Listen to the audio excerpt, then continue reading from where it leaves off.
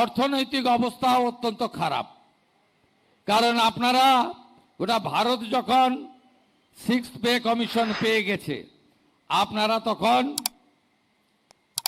7th pay কমিশনেই আপনারা পাননি। 7th pay কমিশনই পাননি। আমরা 7th পে কমিশন তৈরি করে দিয়েছি। আগামী কয়েক মাসের মধ্যে রিপোর্ট এসে গেলে 7th পে কমিশনও কার্যকর করে দেব। কারণ বহু রাজ্যে এবং কেন্দ্রীয় সরকারে 8th পে কমিশনের কমিটি তৈরি হয়ে গেছে। আপনাদের সঙ্গে আইপিএসদের কথা বলছি না, ওরা সেন্ট্রাল স্কেলে বেতন পায়, ডিএ পায়। তার নিচে যারা আছে আপনাদের কথা ভাবা হয়নি। ভারত সরকারের সঙ্গে 42% ডিএ গ্যাপ ছিল। একদিনে পারবো না, সময় দিতে হবে। বাজেটে ঘোষণা হয়েছে 20% ডিএ অক্টোবর মাসে পাবেন। আগামী কয়েক বছর পর্যায়ক্রমে 1 লক্ষ নতুন পুলিশ কর্মী নিয়োগ হবে। ইতিমধ্যে 47,000 ভ্যাকেন্সি আমাদের মধ্যে আছে। আমরা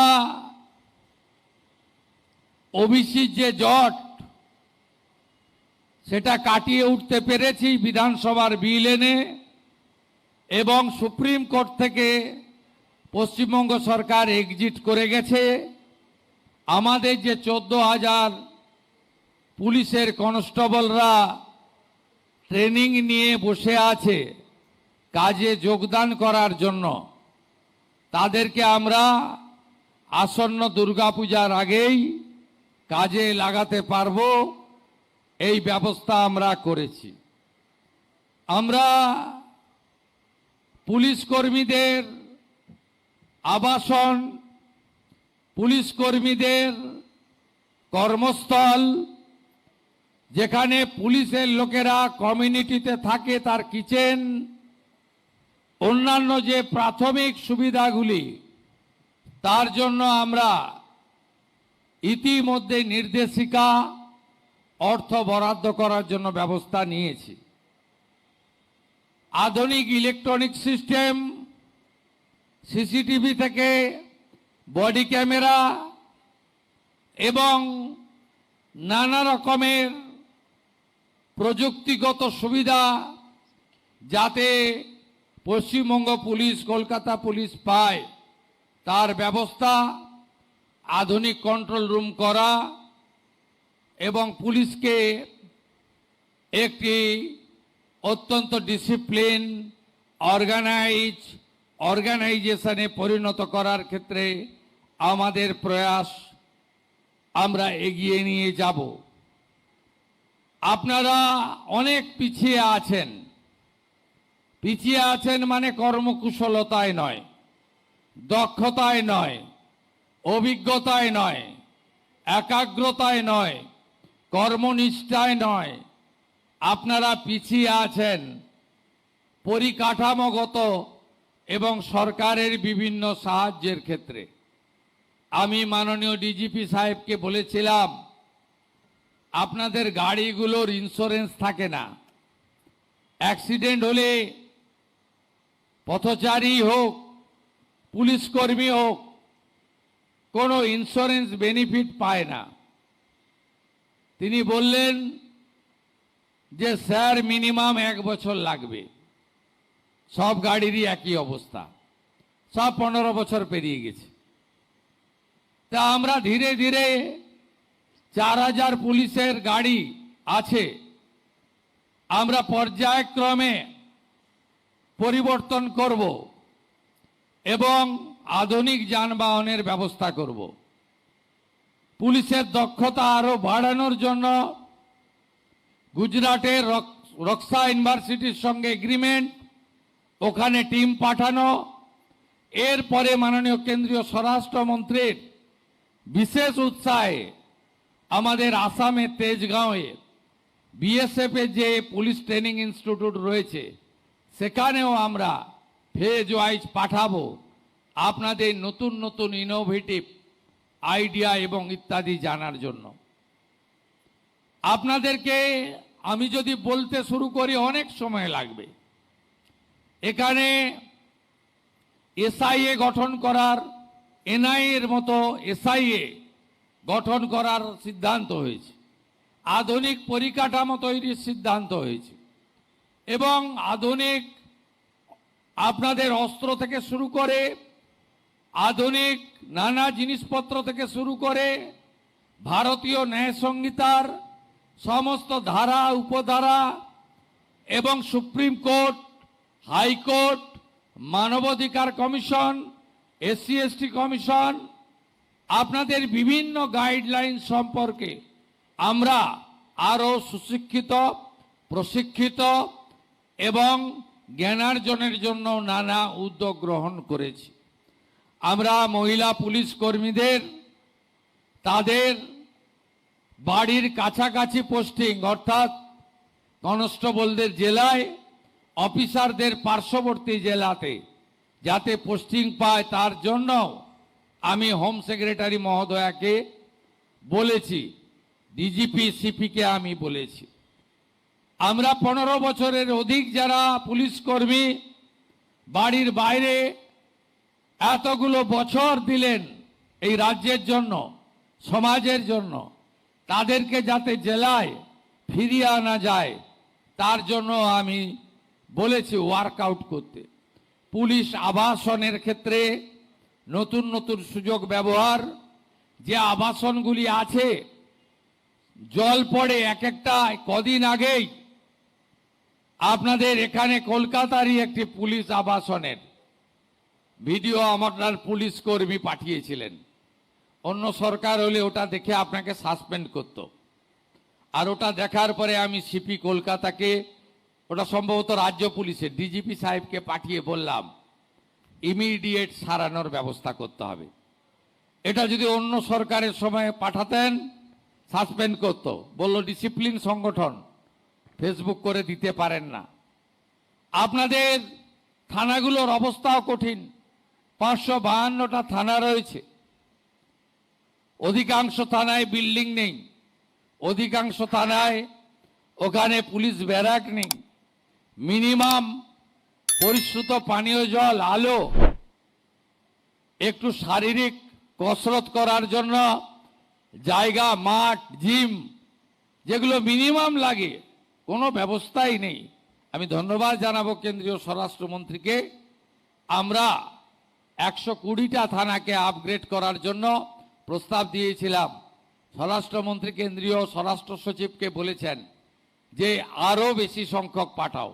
আমরা তো 250-300 পাঠানোর ব্যবস্থা নিচ্ছি, যাতে ভারত সরকারের সাহায্য নিয়ে আমরা আরও বেশি করে আমাদের পরিকাঠামোগুলো তৈরি করতে পারি। পুলিশ কর্মচারীদের শুধু কর্মসংস্থান নয়, শূন্যপদ পূরণ নয়, অর্থনৈতিক অবস্থাও অত্যন্ত খারাপ। কারণ আপনারা গোটা ভারত যখন 6th পে কমিশন পেয়ে গেছে, আপনারা তখন 7th পে কমিশনেই আপনারা পাননি,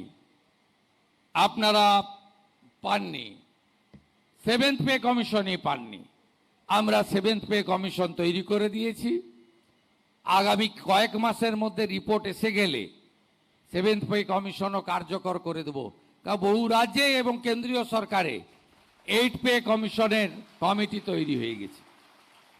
আপনাদের সঙ্গে আইপিএসদের কথা বলছি না, ওরা সেন্ট্রাল স্কেলে বেতন পায়, ডিএ পায়, তার নিচে যারা আছে আপনাদের কথা ভাবা হয়নি। ভারত সরকারের সঙ্গে 42% ডিএ গ্যাপ ছিল। একদিনে পারবো না, সময় দিতে হবে।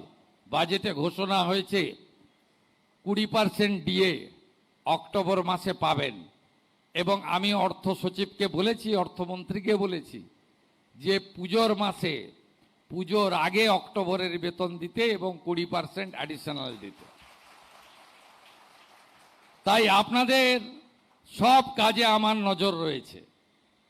আপনারা তারাতলাতে যেভাবে 17টা মানুষকে বাঁচিয়েছেন, hats off to Kolkata police.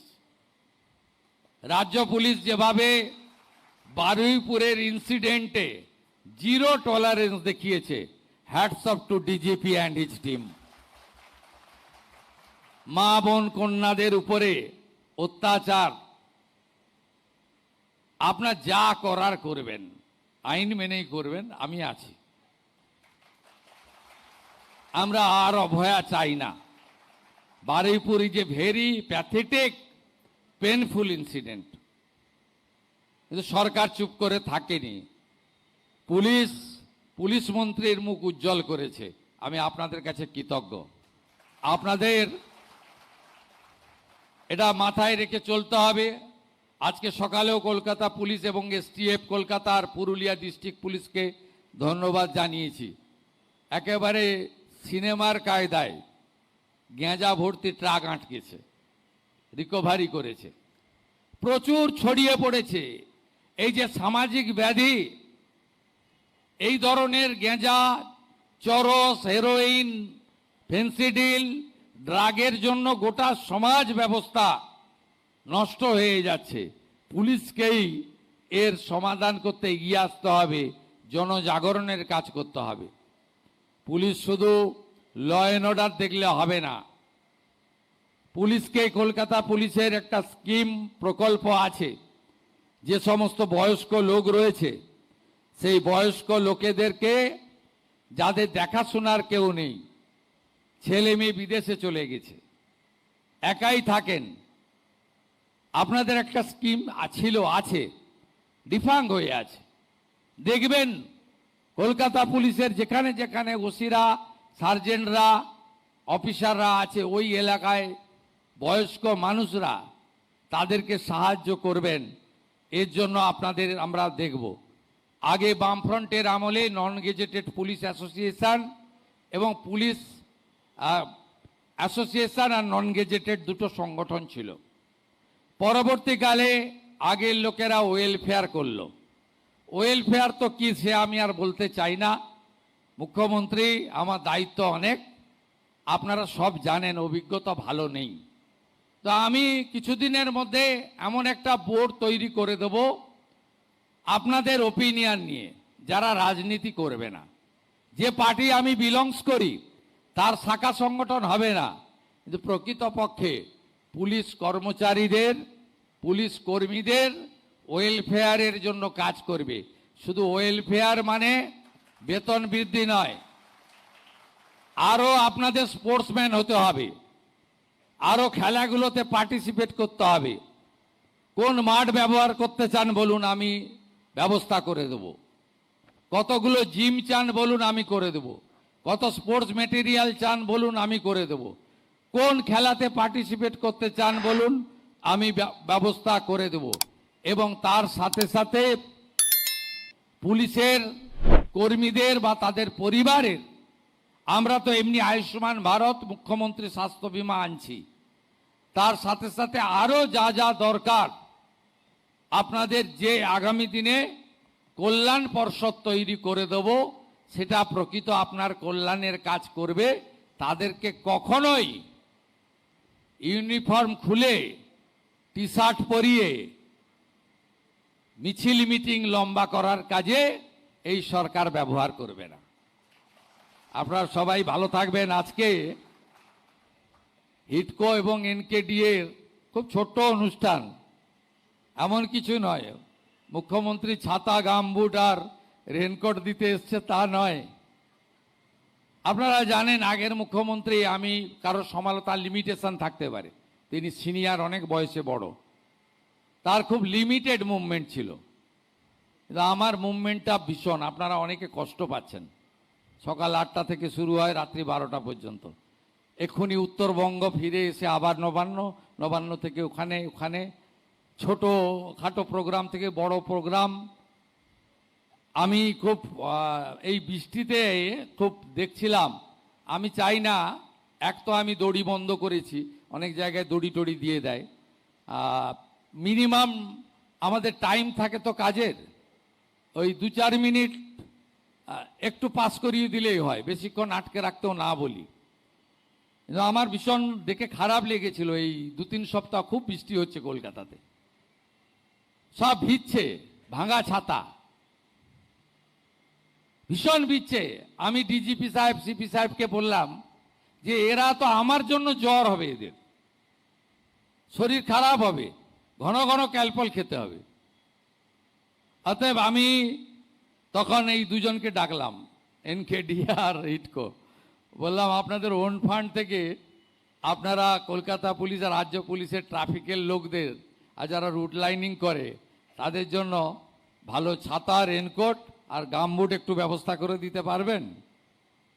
ইনারা মুখ্যমন্ত্রী বলছেন, না বলার উপায় নেই। হ্যাঁ বললেন, হ্যাঁ, হাসি মুখে হ্যাঁ বলেছেন। মন্ত্রী অনুমোদন দিয়েছেন, অগ্নিমিত্রা পাল, তাকেও ধন্যবাদ। তা সেটা আজকে আমি এখানে আপনাদের কাছে দিয়ে গেলাম। এটা আমার একটা মানবিক প্রয়াস, আমি নিজের চোখে দেখেছি, অন্য কিছু না। আর মুখ্যমন্ত্রী খালি হাতে আসবে ভবানী ভবনে, এটা হতে পারে না, কিছু তো দিতে হবে। আপনাদের আপনাদের আপনাদের রেশনে 2017 সালে 1500 টাকা ছিল রেশনে ভাতা। আমি পরে আরো বাড়িয়ে দেব, কিন্তু আপনাকে আমি দুর্গাপূজার গিফট দিয়ে গেলাম, অক্টোবর মাস থেকে 500 বাড়িয়ে 2000 টাকা করে দিয়ে গেলাম। সবাই ভালো থাকবেন সবাই, এরপরে আরো দেখে দেবো। ভালো করে কাজ করবেন, খুব ভালো করে কাজ করবেন। জয় হিন্দ, ভারত মাতা কি জয়।